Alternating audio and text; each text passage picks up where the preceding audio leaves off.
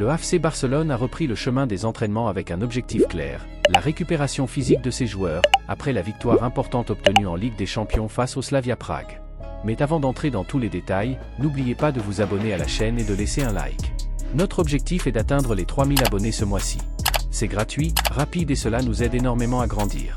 Grâce à ce succès européen, l'équipe Blaugrana concentre désormais toute son attention sur le prochain rendez-vous de la Liga, prévu ce dimanche contre le Real Oviedo, dans le cadre de la 4e journée du championnat espagnol. Après la défaite subie le week-end précédent face à la Real Sociedad, le Barça cherche à retrouver le chemin de la victoire et à maintenir un niveau de performance élevé, après avoir enchaîné une impressionnante série de 11 victoires consécutives toutes compétitions confondues. Cependant, la séance d'entraînement de ce jour a été marquée par l'absence de plusieurs joueurs importants. Pedri n'a pas pris part à l'entraînement en raison d'une blessure au biceps fémoral de la jambe droite, contractée à Prague. Son indisponibilité est estimée à environ un mois, ce qui signifie qu'il manquera au moins cette rencontre lors d'une période cruciale de la saison. De son côté, Ferran Torres s'est entraîné individuellement à cause de gênes aux ischio-jambiers, ce qui laisse planer un doute sur sa présence pour le match de dimanche.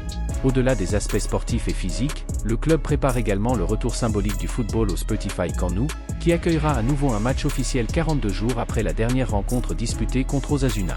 Par ailleurs, le retour de Lamine Yamal est attendu après avoir purgé sa suspension en Ligue des Champions, un renfort important pour le moral de l'équipe avant les prochains défis. Sur le plan institutionnel, la direction présidée par Joan Laporta s'est réunie ce jeudi afin de fixer la date des prochaines élections à la présidence du club.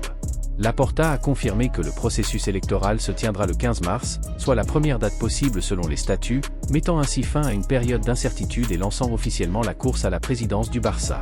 Victor Font, leader de la candidature Nosaltres, a réagi seulement 24 heures après cette annonce, lors d'un événement organisé chez Planète aux côtés de Gemma Amat, Carl Ordial et Jaume Guardiola. S'il s'est montré satisfait de la confirmation de la date, il a souligné que la coïncidence avec un match pourrait réduire la participation des socios. Malgré cela, il a assuré que sa candidature est pleinement préparée et que, si un match se joue le même jour, toutes les places seront réservées aux membres du club. Font a également critiqué la gestion actuelle du FC Barcelone, dénonçant un modèle centralisé et personnaliste, à l'opposé de sa vision fondée sur le travail collectif, la planification rigoureuse et la transparence. Il a remis en cause la gestion économique, le manque de proximité avec les socios et l'opacité de certaines décisions passées, évoquant notamment des dossiers liés à Messi, Ronald Koeman et Šarūnas Jasikevičius. En cas de victoire, son projet prévoit de renouer le dialogue avec Messi, de miser sur Lamine Yamal et de maintenir une totale confiance en Hansi Flick, tout en précisant que Xavi Hernandez n'envisage pas un retour. À présent, c'est à vous. Dites-le nous en commentaire, laissez un like et abonnez-vous pour ne manquer aucune actualité du FC Barcelone.